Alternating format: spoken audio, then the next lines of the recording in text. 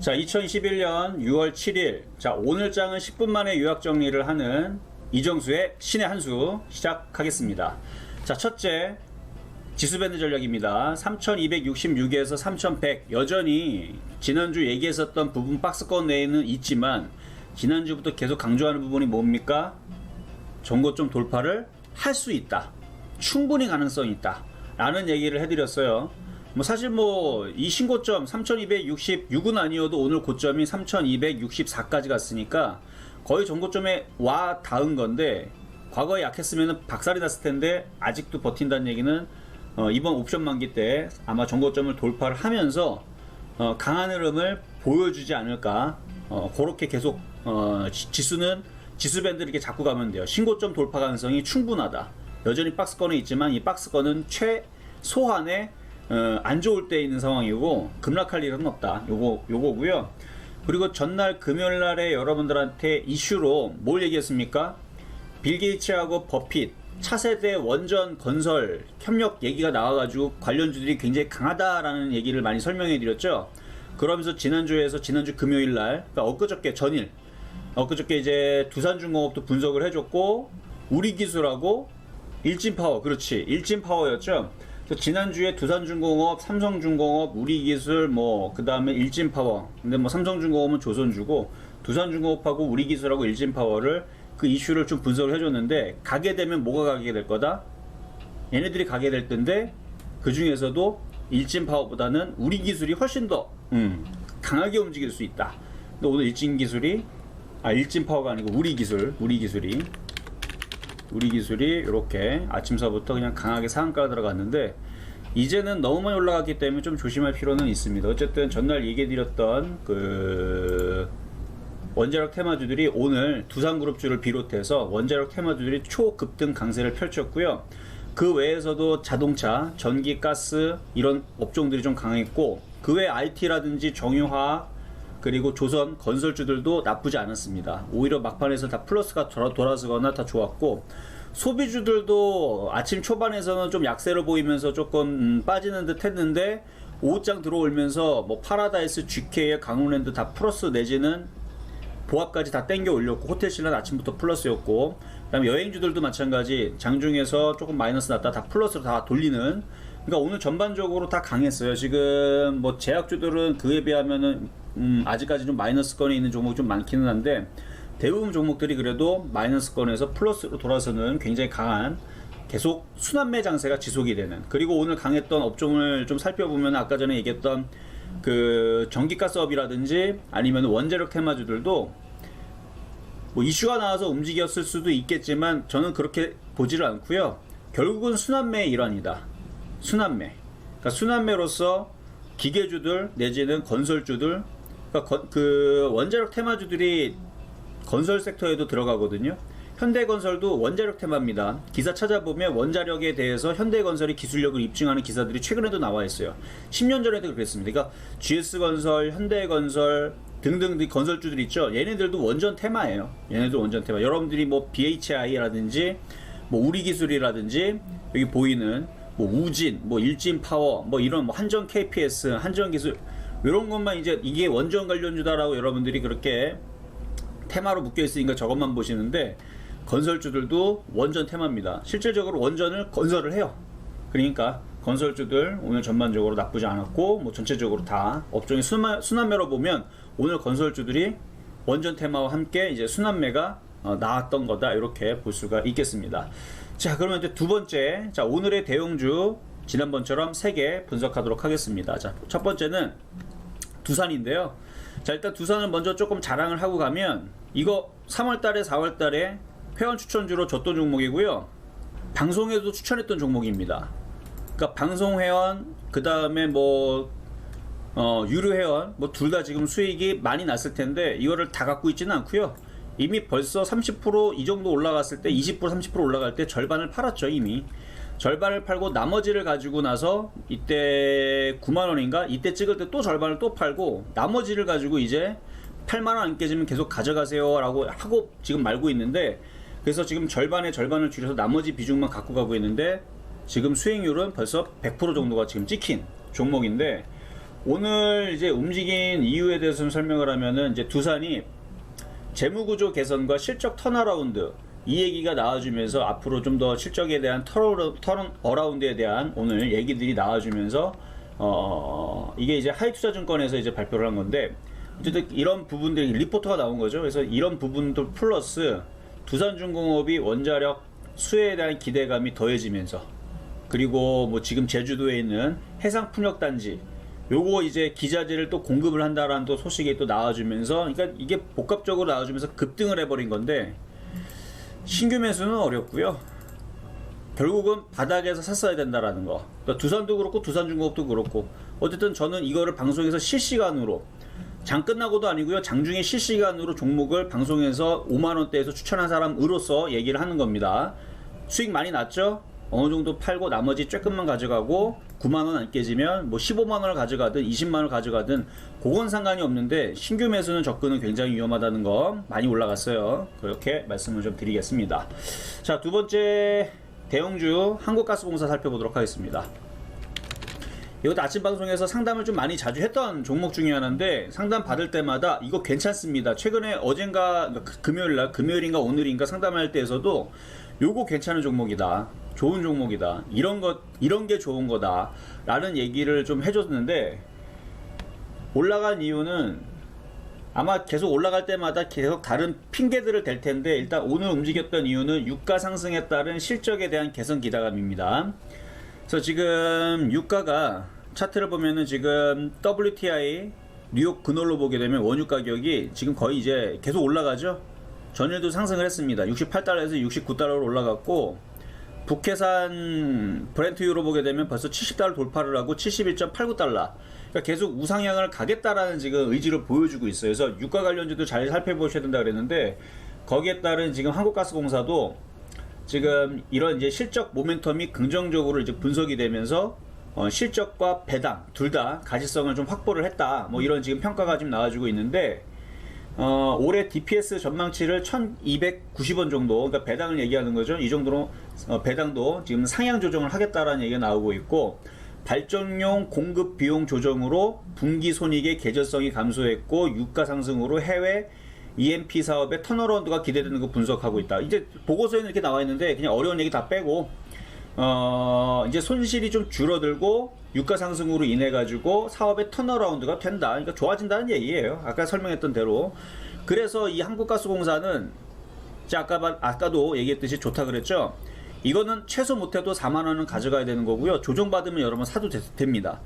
만약에 조정받으면 공략을 해도 돼요. 지금에서 따라가지 마시고 35,000원 쪽 이하로 내려오게 되면 이거 사도 됩니다. 그래서 중장기적으로 보세요. 유가 상승으로 인해서 올해 뭐 실적이라든지 이런 배당이라든지 두 가지 흐름들이 좋아지니까 아마 올 연말에서는 5만원까지는 갖다 놓을 가능성이 높습니다. 그러니까 조정받으면 잘 봐야 되겠죠. 요거 말씀을 좀 드렸고요. 대형주 마지막 세 번째로는 한국전력 말씀을 드릴 건데 한국전력 오늘 굉장히 강했어요. 마찬가지 한국가스공사와 함께 한국전력 굉장히 좋게 보고 있는 종목이었고 한국가스공사는 방송에서 추천한 기억은 없는데 한국전력은 최근에 추천했었죠. 요날 3월달에 3월 19일날 22일날 아마 이때일 거예요. 이때에서 23,000원대인가 하여튼 23,000원대일 것 같은데 그때 추천을 했었던 종목이거든요.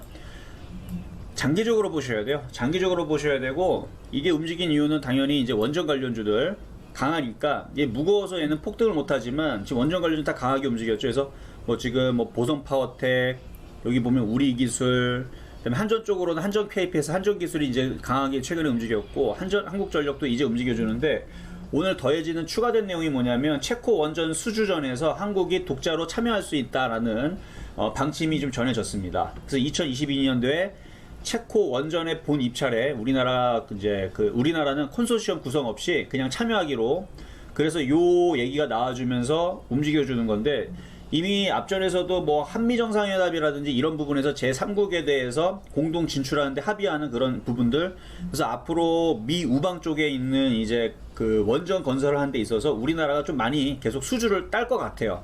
그럼 그런 관점에서 본다라 그러면 한국전력도 괜찮겠죠, 그렇죠?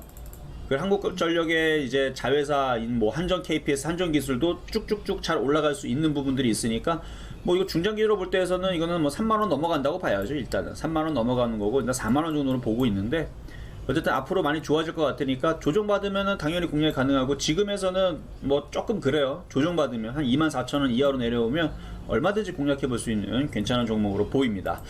자, 그러면 세 번째는 테마주. 오늘의 테마주 3개 분석하도록 하겠습니다. 자, 첫 번째는 세아베스틸. 자, 세아베스틸은 이거 1,500원에 이제 회원들한테 추천했던 종목이고요. 방송에서는 11,500원 뭐 이런 데에서 얘기했었던 종목인데 많이 갔죠. 그럼 이거를 지금 왜 언급을 하느냐? 이슈가 있으니까. 지금 방송은 여러분들한테 추천하는 방송이 아닙니다. 분석을 해주는 거예요. 추천 방송은 제가 타 방송에서 또 아침 방송 뭐 실전 매매 정수에서 말씀드리고 있으니까 요건 이제 분석인데, 조정받으면 살 수 있어요. 그 정도는 제가 얘기해 드릴 수 있거든요. 조정받으면 살 수 있는데 이게 쉽게 또 조정을 안 줍니다. 근데 오늘 이제 들려드릴 이제 이 소식은 뭐냐면, 지금 EU에서 세이프가드를 1년을 원래 이번 달 말이 마감이거든요. 그러니까 세이프가드가 뭐냐면 긴급 수입 제한 조치. 그러니까 유럽에다가 수출하는 데서 쟤네들이 물량을 줄여버리는 거예요. 그러니까 수입 제한을 합니다. 많이는 못하게. 근데 이게 이달 말로 종료가 되는 거였는데, 이걸 지금 연장할 건지를 오늘 7일이죠. 6월 7일 오늘 논의할 예정이라 그럽니다. 그러니까 오늘 논의를 하면서 세이프가드를 1년 동안 더 연장을 할 것인가. 그러면 그렇게 벌어지면 무슨 일이 벌어지느냐?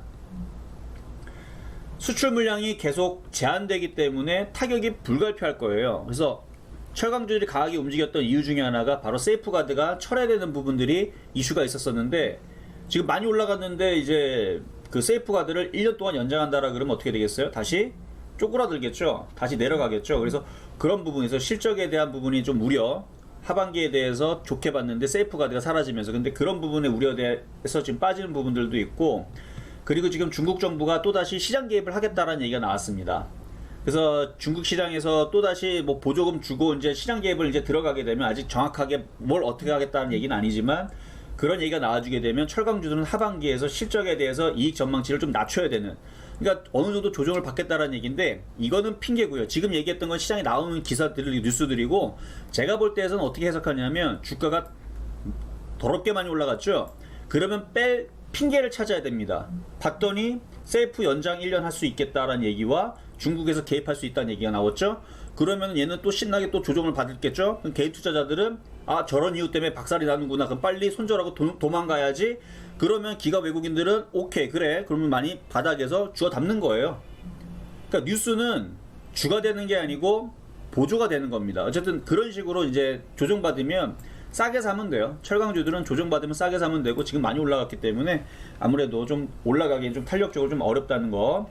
자, 두 번째는 이제 제주항공 말씀드릴 건데, 자, 항공주는 간단하게 말씀드리면 지금 항공유하고 난방유하고 탄소세에 대해서 이거를 원래 과세 대상이었, 그러니까 비과세였었는데 이게 지금 과세 대상에 다시 포함을 한답니다. 그래서 탄소시장 계획안을 이번 달 14일에 공개할 것으로 얘기가 좀 나와주면서 탄소세 면제를 받았었던 항공유 때문에, 그래서 오늘 잠깐 흔들렸는데 그렇게 타격은 크지는 않을 것 같아요. 오히려 그런 얘기 때문에 조정받으면 사세요. 그건 괜찮습니다. 오히려 탄소세 얘기가 나와주면서 항공주들의 실적이 안 좋아질 것 같다라는 얘기가 나오면 오히려 조정받잖아요. 그러면 사면 됩니다. 그래서 그렇게 타격은 크지 않을 것 같은, 그래서 소비주 쪽에서 항공주들은 이제 좋아지는 부분으로 이제 가는 부분들이라서 제가 볼 때는 그렇게 큰 타격은 없을 것 같다. 근데 이슈는 그랬다는 것만 참고하시면 될 것 같고요. 마지막으로 이제 파미셀인데, 오늘 차트 모양이 나쁘진 않아요. 바로 mRNA 코로나 백신 원액을 한국에서 생산 검토를 위한 얘기들이 이제 나왔죠. 그래서 모더나의 최고 사업자 책임자인 코린 르 고프 씨가 우리나라의 그 얘기를 하면서 일단 삼성 바이오로직스하고 그 다음에 뭐 AB 프로 바이오, 뭐 파미셀 그쪽 관련주 쪽인데, 뭐 제약주들이 저는 다는 그렇게 좋다로 보지는 않지만, 근데 일부 종목들은 차트 모양도 괜찮고 수급도 괜찮고 이런 애들이 있습니다. 그래서 이런 애들은 그래도 올라갈 수 있어 보여요. 그러니까 뭐 파미셀 같은 정도는 이슈에 맞춰서 한 번 정도는 움직이지 않을까. 그래서 이것도 한 2만원, 한 22,000원까지는 그래도 움직일 수 있어 보이니까 만약 혹시 갖고 있는 분들은 관심 있게 보셔도 괜찮을 것 같습니다. 근데 저는 제약주보다는 소비주들, 소비주뿐만 아니라 뭐 건설주라든지 경기민감주 이쪽을 더 좋게 보기 때문에 제약주는 좀 머리 아파요. 여러 가지 경우의 수를 따져야 되기 때문에. 근데 파비셀은 차트는 좀 괜찮다는 거 이슈 자 설명해 드렸고요. 자 그럼 정리하도록 하겠습니다. 자 일단 시장 점수는 오늘 시장 굉장히 강했어요. 근데 한 80점 정도만 드리겠습니다. 왜냐면 넘어가야지 이게 점수가 좋아져요.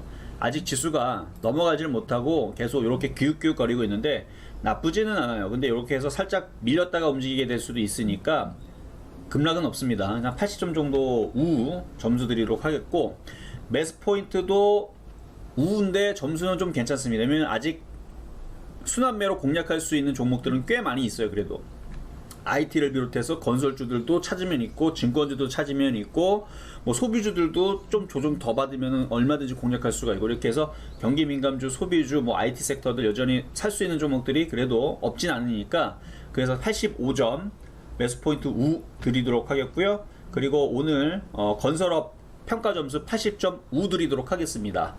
건설주들이 은근슬쩍 좀 강해요. 근데 조금 떠 있기 때문에 뭐 85점 이상을 좀 드리기는 어렵고, 적당히 매매를 하거나 갖고 있는 사람들 기준에서는 좋아 보여서 그래서 80점을 드렸으니까 그렇게 평가하도록 하겠습니다. 자 여기까지 이정수의 신의 한수, 내일 다시 찾아오도록 하겠습니다.